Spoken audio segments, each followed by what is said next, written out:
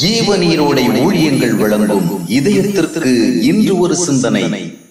கவலைகளை மேற்கொள்ள. ஒருமுறை சோதனைகளின் மத்தியில் மிகவும் திண்டாடி கொண்டிருந்த ஒருவருக்கு சில ஆலோசனைகளை கொடுக்கும் போது, நீங்கள் கவலைப்படக்கூடாது, நீங்கள் பயப்படக்கூடாது என்று பலமுறை சொல்ல நேர்ந்தது.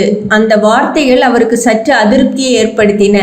பிரதர், நான் ஆசைப்பட்டா பயப்படுகிறேன், கவலையும் பயமும் என்னை மீறி வந்து துன்புறுத்துகிறது என்று கசந்த உணர்வோடு கூறினார். அவர் சொன்னது சரிதான். கவலைகளும் பயங்களும் கசப்பு உணர்வுகளும் நம்முடைய தன்னார்வத்தின் விளைவுகள் அல்ல. நம்மை எதிர்மாறான சூழ்நிலைகள் பாதிக்கும் போதும், எதிர்மறையான சிந்தனைகள் நமக்குள் தோன்றும் போதும் நாம் விரும்பாமலே கவலைகளும் பயங்களும் நம்மை பலவீனப்படுத்துகின்றன. இவைகளெல்லாம் காற்றுகள் போன்றவை. இவைகளை மேற்கொள்ள தீர்மானங்கள் மட்டும் போதாது, மனதின் தீர்மானங்கள் அவைகளை எதிர்த்து நிற்க முடியாது.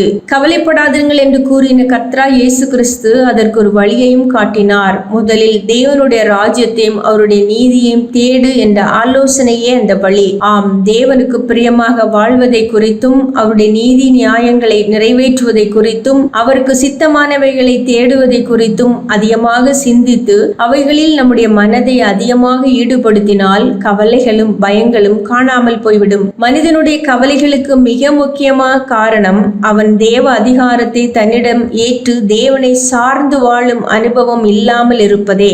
தன்னையே தனக்கு அதிகாரியாகவும் ஆட்சியாளராகவும் வைத்துக் கொள்ளும் போது அங்கே எல்லாவற்றையும் தனித்து சந்திக்கும் நிலை ஏற்பட்டு கவலைகளுக்கு ஏராளம் வாய்ப்புகள் உருவாகி விடுகிறது. தேவனுக்கு தன்னை ஒப்புவித்து தேவ ஆளுகையை ஏற்றுக்கொண்டு வாழ விரும்புகின்ற மனிதனை தேவன் தம்முடைய நல்ல பாதைகளில் நடத்தும் போது கவலைகள் பல வராமலே போகிறது. கர்த்தருக்குரிய காரியங்களோடு நம்மை அதிகமாக பிணைத்துக் கொள்ளும் போது தேவ பிரசன்னம் நம்மை மூடிக்கொள்ளுகின்றது. நாம் தனிமையில் இருப்பது போன்ற உணர்வுகள் பறந்து போகின்றன. கர்த்தர் நம்மோடு இருக்கிறார் என்ற நிச்சய உணர்வும் விசுவாசமும் அரணாக நின்று கவலை பயம் ஆகிய பெருங்காற்றுகளை இதயத்திற்குள் நுழைய விடாமல் தடுக்கின்றன.